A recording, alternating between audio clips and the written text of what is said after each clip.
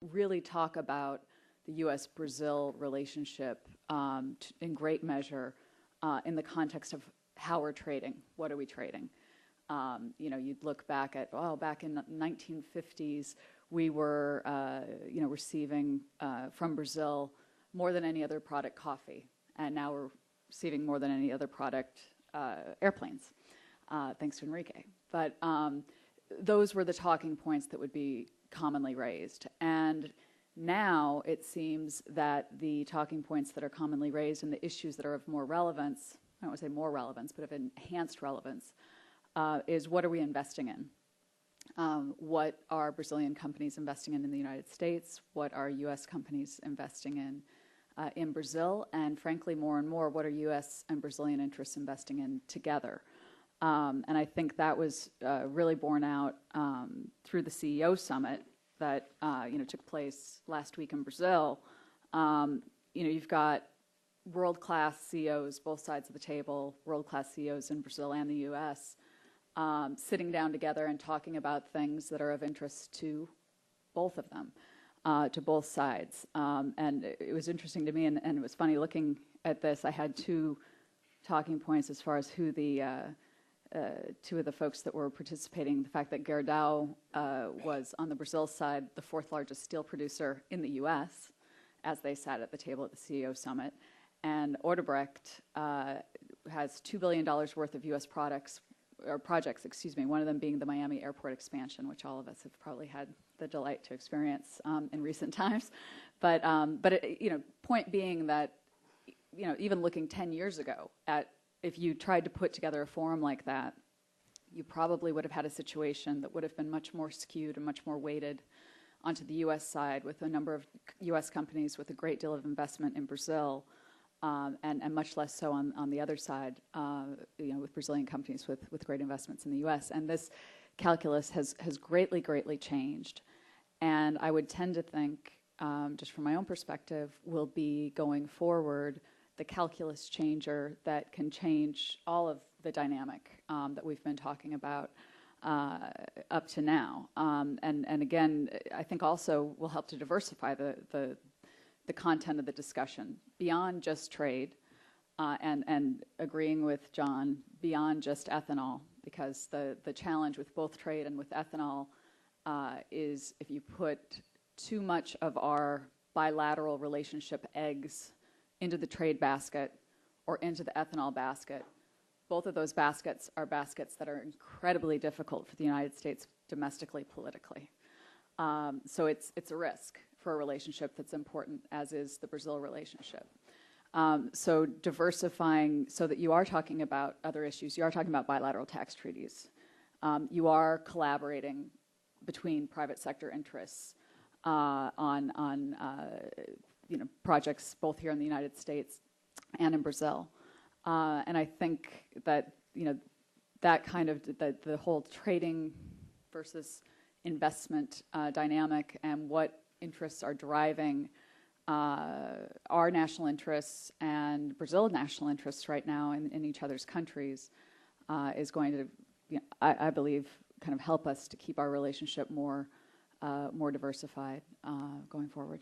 And I'd like to just tag along here on what Kelly just mentioned. The other day, someone called me from Brazil about, are they really serious about the possible of a tax treaty? And as well, this has been on the table for when I started here as a foreign correspondent in 1980.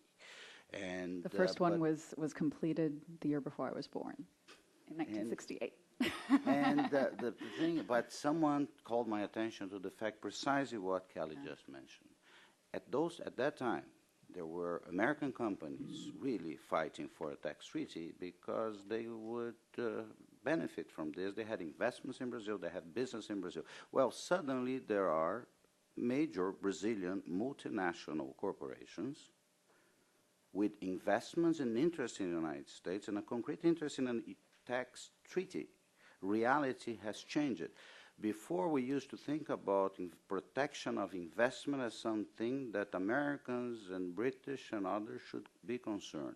I think we learned on May 1st, 2005, Petrobras learned that maybe an investment protection treaty could help us out. Actually, we hear now that some Brazilian companies, some innovative Brazilian companies, some spin-offs from universities in Brazil are starting to produce pharmaceutical products. And maybe there is an interest, national interest, Brazilian interest in revisiting the intellectual property protection laws of Brazil, particularly because a lot of Brazilian companies are seeking more patents outside Brazil than in Brazil, maybe because they don't trust very much our own system. So I wanted to, if you could comment on this, because yes, you know, when you talk about trade policy, the way what we normally hear, and obviously we heard more than that today, it looks like, you know, well, this is sort of a dead subject. But reality is putting in front of policymakers new elements. And, you know, the Embraers of the world and the Gerdaus of the world and the Petrobrases of the world are here also, and they have interest. Mm-hmm. Do you see any change coming from all this new mix? And I would like to invite Pedro to actually come back here, because I think that you have important things to say in that regard.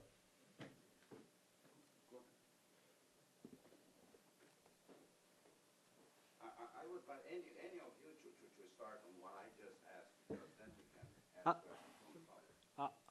You want me to Yes, say something? React to what I just said. Okay. What Kelly said. All right. I tend to be of the view that, you know, if you look back over the history of U.S. trade agreement policy, you know, what we started with was, in terms of scope, a relatively limited set of disciplines that were always, when in fact we did pursue agreements, and people have to still bear in mind that, you know, the history of the United States negotiating such agreements is not a very long one in the scheme of things. But if you look at, you know, for people who have kind of come into the trade policy world in the last 5 years, you know, you think that, you know, the United States has many years of negotiating a bunch of FTAs. But, you know, when you look at this, and when you look at whether or not two regions or two large economies should or should not be, or are or not attracted to, let's just say, kind of a comprehensive agreement of some kind, whether you want to call it an FTA or not, it obviously is in part going to be driven by the business community's interests and the degree to which the business communities are already integrated and are finding the obstacles that currently exist unpleasant, unhelpful, and generally detrimental. They are then going to obviously push to try to change it. So the degree to which there's a lot of U.S. investment in Brazil and the degree to which there's growing investment in the United States from Brazil, I think that does logically lead to more potential for moving in the direction that we're talking about, meaning some kind of a comprehensive engagement. My question at this juncture, which I don't have answered in my own mind, is there sufficient interest on the part of Brazilian companies on the other end, and is there sufficient interest on the part of U.S. companies in light of their other global agenda items? And that's where the growth equation in Brazil becomes very important. If Brazil is growing much faster, then you get a different set of considerations, I think, than if you get Brazil essentially moving relatively slowly vis-a-vis, you know, the Asian Pacific Rim. If that equation changes, that's important, and I think the fact that Brazil's growth has ticked up a bit is helpful. The other thing that I think is helpful is it gets back to the question of, more broadly, does the United States, does the political leadership of Brazil and the United States have enough symmetry to come to the realization that, yes, we are going to make a decision that this is a priority, and really move other priorities out of the way, because that's what it requires. This kind of an undertaking is huge. I mean, you know, so yes, leadership in the United States and Brazil can walk and chew gum at the same time, but there are certain limits to what one can expect. So, you know, a relationship that it meant the United States really truly engaging in some kind of a broad economic FTA or whatever you want to call it with Brazil means, because of the trade-offs, a monumental political decision.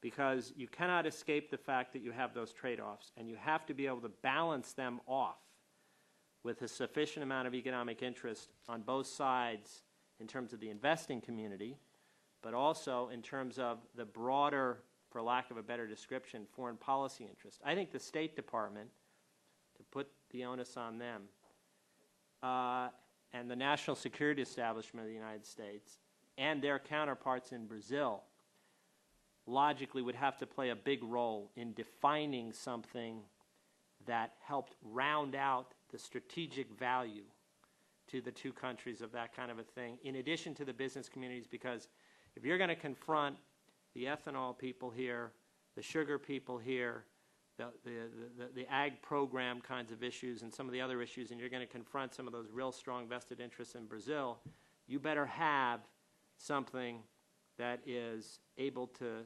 stand up and be counted and make a difference in the political equation. Two relevant related points. First of all, although I'm at the risk of talking about something many others know more about than I do, and I'm a veteran at that, often business, in terms of their economic interests, or more interests, have stronger interests in investment than they do in trade, per se. I remember a long time ago when I interviewed the director of the Emergency Committee on American Trade. He had behind his desk a frame of a congressional vote. I think it was a Senate vote, and the numbers, it was a 1-vote margin in which they had won a battle. I said, I don't remember any trade vote like that. He said, oh, no, that was an investment vote. And that was, but I think the stakes are often greater for particular companies, for particularly important companies. I've also been told, at least at times in the past, that one of the things that American business would really like out of Brazil were assurances relating to investment. I don't know how exactly. I mean, it's easier to package something like this in either an FTA or a now vanished FTAA than it is to do it in a Doha context. But nevertheless, if they were looking for something that would make American business more excited about a deal involving the United States and Brazil, certainly it seems to me I presume that is something that's fairly high on the list, along with the always these days mentioned non-agricultural market access and services. Just to add real quick, I mean, I think it's difficult to overstate the role that investment is playing, and increasingly I think is playing in trade policy. I mean, to start off with, mentioning the 4th largest steel producer in the U.S. is Brazilian. Well, the steel industry traditionally has relied pretty heavily on anti-dumping duties. How does that change? And how does it change when you have U.S. companies in China? I mean, there's been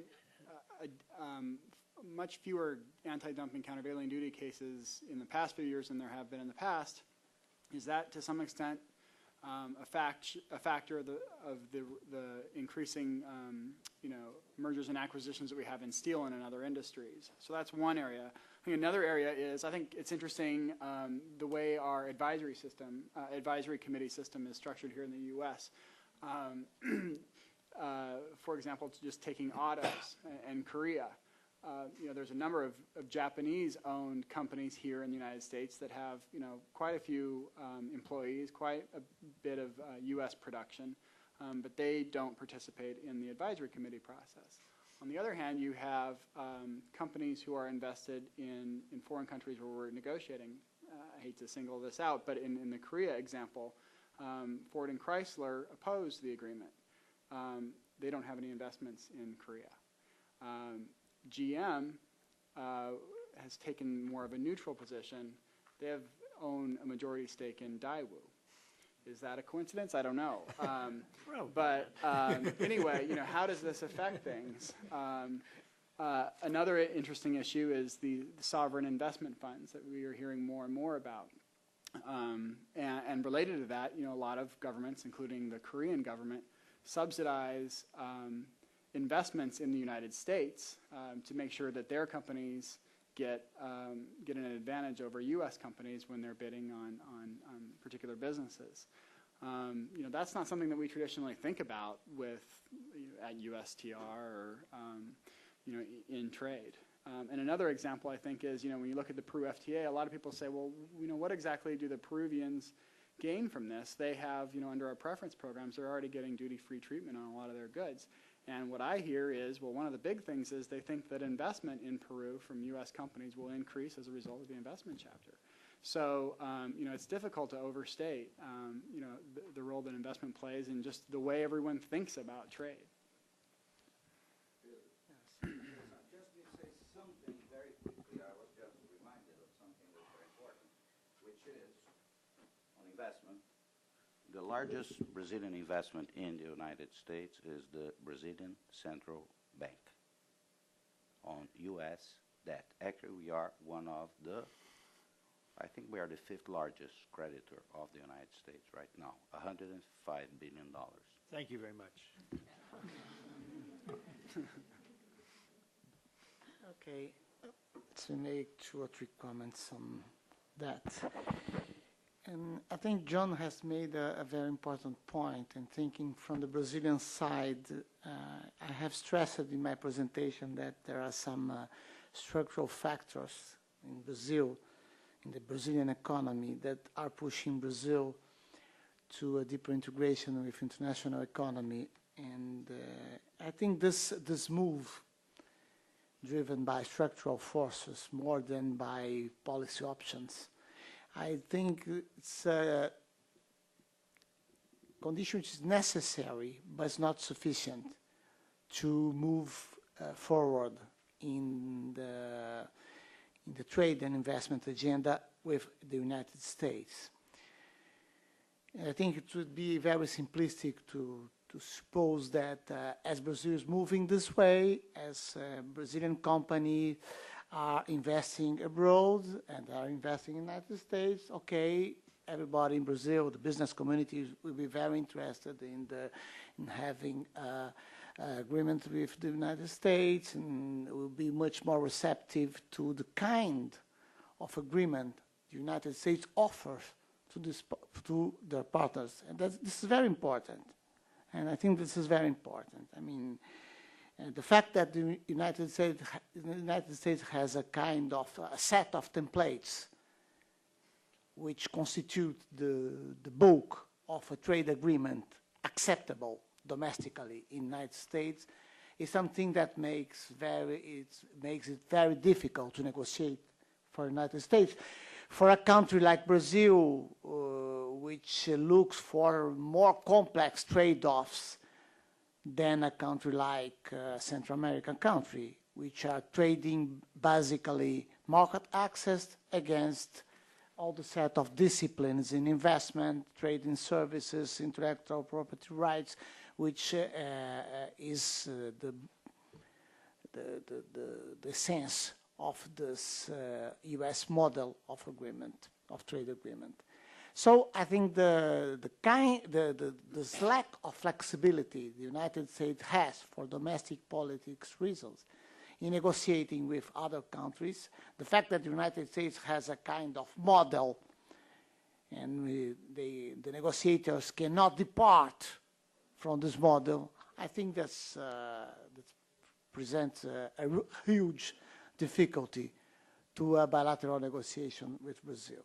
I think this is a point, and that's why I think that we had thinking bilaterally, a fantastic window of opportunity that we lose in the Miami Ministerial in 2003, I think so, where USTR Zulik and Celso Amorim were able to reach an agreement on this two to track, yes, agreement on the FTAA. And Zurich and Namorin agreed on working on the FTAA with two levels. The first level concerning essentially market access, and the second level referring to disciplines. And unfortunately, it was not possible to reach an agreement, but I think that I was astonished by the flexibility shown by Zurich in this meeting, the capacity to depart from this so rigid model of agreement that the United States has been offering to every country that was willing to negotiate with them in the last years. So I think we lost this opportunity. Another point that makes me more skeptical about establishing a very direct link between structural factors and the possibility of negotiating is a recent study we have made in the Confederação Nacional da Indústria, Brazil. We have interviewed some companies, some multinational companies from Brazil that are investing in South America, making direct investments in South America, and we're supposing that they would be demanding investment protection agreements. And because they had investment, they were investing growingly, and supposedly they would be interested in this agreement.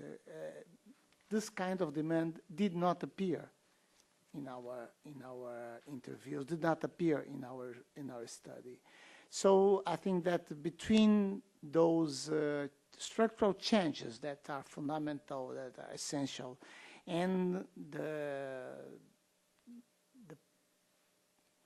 setting of position, the formation of position, there are some mediation, some kind of process that have to take into account. You cannot simplify the thing. As changes are going on, the position will change immediately. There are a lot of factors that also can sort of mitigating this association. Why don't we open it up for questions? We've got about 10 minutes. Yes, Enrique.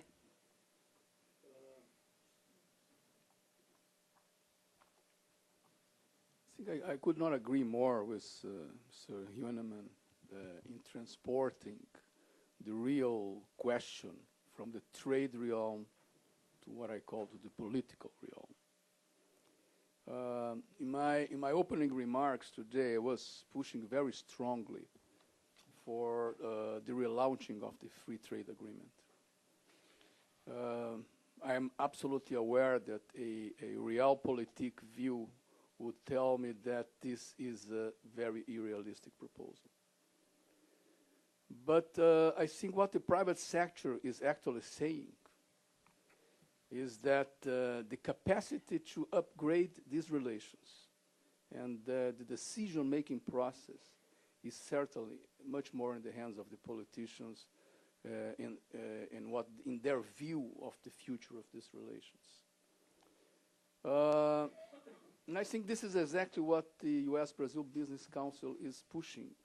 We are pushing for the view that the main role today of the private sector is to have a strategic view of these U.S.-Brazil relations in the world and in the hemisphere. I think that the Brazilian private sector has always been very, very vocal in demanding its sectorial needs and towards the U.S. But I think we have been advocating now that we should move forward with a much more strategic view. And I think that's the realm where this game is going to be played in the future. If the private sector is not vocal in formulating, the government will do it. And that's exactly, I think, that's our role. It's to really, really have a formulative positioning, a formulative attitude towards what we understand is our view on the future of the U.S.-Brazil relations. So I really don't have a question, but I would like just to stress I think that very important change in the role of the private sector in Brazil towards that strategic view, that it's much more in the political science realm. Then obviously trade is still going to be very important, but it's not in the trade hands. It's much more in there, in the more strategic view hands, what's going to be the future of these relations. Thanks, Enrique. Yes. Thank you, Floriano. A journalist works in Brasilia, and here a congressional fellow, Fulbright congressional fellow. John talked about divergent views on trade strategies between the two countries. I was wondering if you could expand a little bit more on that, pointing out specific measures that could be taken from both sides to maybe try to bring different strategies a little bit closer. And also related to that, if the Democrats win here in the United States, would you see more discussions on labor and environmental issues, overemphasizing this side versus the economic issues? And also in Brazil for the future, would it be better for both countries to get closer if a leftist president wins the election there? Well, you asked a lot of questions. Let me try to be very quick. In terms of what I see as some of the asymmetries or differences of view on focus, I think you have to look at it from the standpoint of bilateral, regional, and then global. And in this context, the United States, for example, on a bilateral basis, its agenda has been preoccupied principally recently with China to a significant degree, although because we have huge trade relationships with a lot of different major trading partners, that has also included obviously the FTA agenda and a lot of issues that are specific to bilateral relations. The Brazilian relationship with its neighbors has, on a bilateral basis, been somewhat preoccupying, particularly with Argentina and then on various other countries on various realms. But if you look at it from that perspective, I think you essentially have two countries that have not come to the conclusion on a bilateral basis that the U.S.-Brazil relationship should be a really significant area of focus on a bilateral basis for the two countries respectively. On a regional basis, I think that, and part of that has to do with the reflection of their trade. I mean, Brazil is evenly divided between about a third South America, a third Europe, a third, or I should say a third Americas, a third Europe, and a third Asia. But if you look at it from the standpoint of the regional agenda, Brazil's regional agenda has basically been Mercosur and South America. The U.S. agenda regionally has been largely focused on bilateral FTAs with other countries in the region, and it hasn't yet gone to Brazil, or we haven't had that relationship with Brazil, of where that's been a real focus for reasons related to kind of a different area of focus. Globally, at the multilateral level, I think the United States and Brazil both recognize that each other has to be part of the deal, and each other are integral to the deal. And I think we see, surprisingly, similarly on a lot of different aspects of what makes sense in agriculture, but we're waiting for some other people to come around to certain conclusions that would help provide a little more space to reach a deal. And Brazil has also been playing a role vis-a-vis the G20 that in effect takes into account more than just Brazil, but also the other players. So I think you could even break it down further, and we could talk sector by sector, but I think that gives you some sense. Your second question, I think, had to do with the Democrats. Yeah, to be perfectly honest, I honestly don't believe that there's a huge difference between Democratic and Republican perspectives on trade issues over the years. I think that there is, to some degree, an emphasis difference. And I think if you go back and look at the kind of nature of trade policy making over the years, yes, there can be more emphasis on issues like labor and environment in a Democratic Congress or a Democratic administration, but the degree to which one should then jump to the conclusion that if there is a Democratic administration and a Democratic Congress, and Brazil's coolness to addressing labor and environment issues in the context of trade agreements is therefore the be-all and end-all problem, I don't think you should come to that conclusion. I think that Brazil has the capacity to look at this issue in a way that probably has an ability to cope, and I think the United States has an ability to look at that issue in a way that has an ability to cope. And I don't necessarily think that a labor or an environment agenda, assuming that that labor and environment agenda did not go significantly beyond what it has gone to date in the new trade policy framework agreement that came out, you know, where Ways and Means worked it out with USTR basically. I don't necessarily see that as being a huge obstacle to a closer relationship between Brazil and the United States on trade. I think then your last question had to do with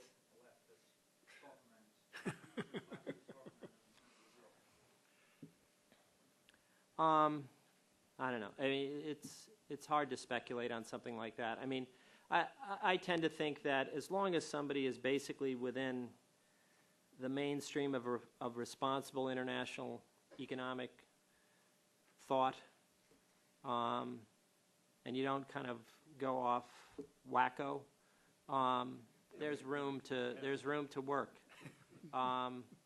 You know, I don't know. Who knows who's going to be the next president of Brazil? It's many years away, and no one knows at this juncture.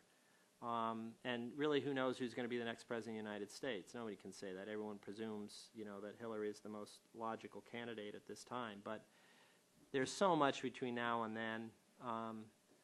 What I really look to is, are candidates really seriously talking about international economic engagement and global economic integration in a way that is somewhat more thoughtful than the basically superficial conversation we have tended to have. And that will be very interesting to watch. And I tend to think, and I don't like to be cynical, but I'm not seeing an enormous amount of likelihood that that's going to change. That doesn't mean that whoever becomes the next president will not be incredibly thoughtful and articulate on this issue, or their USTR, their Secretary of State or Secretary of the Treasury will be. But it's clearly, you know, the question is, for me, is the next president, you know, genuinely going to be interested in global economic engagement in a way that that goes beyond where we are right now? Because I think that's what it requires. The American public is not engaged on this issue, except in a way that tends to look at things with fear, and we have fanned the flames of fear, and we need to deal with this better, from my book. That was so many questions. That's going to have to be our last one, and I believe, Paulo, you've got... Yeah, I just wanted to tell you a couple of things. First of all, you know, for many years in my life here as a correspondent, which was 27 of my life years, I came to this place because I knew that this is the place where you can have informed debate about issues of relevance to public policy. I'm very happy to have had this discussion here. I'm very grateful to all of you for the, you know, for the work, for the effort, and for being here. For sharing your thoughts honestly and frankly with us. I think this is very important for the dialogue between Brazil and the United States. All these presentations that will be made available to us will be on our site. One additional presentation will be available there also, which is the report of a task force, a very interesting report on a task force that SEBRI and CINDES wrote. They had a group of people that wrote about Brazil in South America. The report is available outside in English. It was a translation that we did here. Priscilla Ion, the intern of our Brazil Institute, did it here.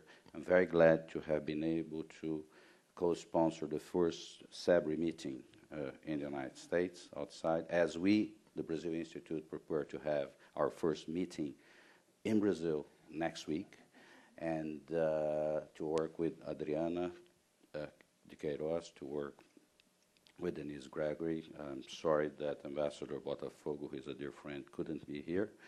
I wanted to thank Henrique Reginski very much. I hope this conversation will help the conversation that starts tomorrow at the Brazil-U.S. Business Council. I wanted to thank very much my colleagues that work the cameras, the microphones, Jessica, Varat, Alan Wright, that are assistants here at the Latin American program, at the Brazil Institute. For all of you, thank you very much. And this proceeding will be online starting in a few days.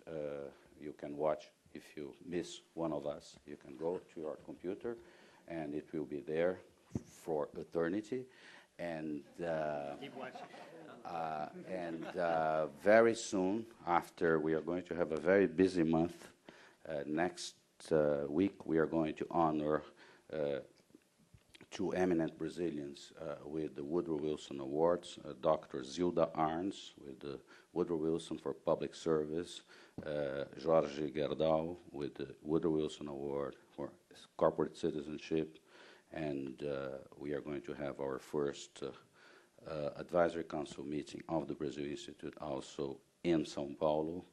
After we come back, we are going to work on the summary for this event, so you'll have also that available to you. Thank you very much, and stay tuned. We'll do more of this. Now, you have been very patient.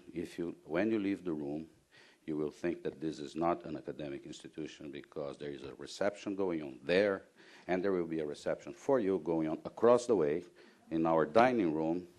There is a lot of wine going, but this is a very reputable academic institution. Thank you very much.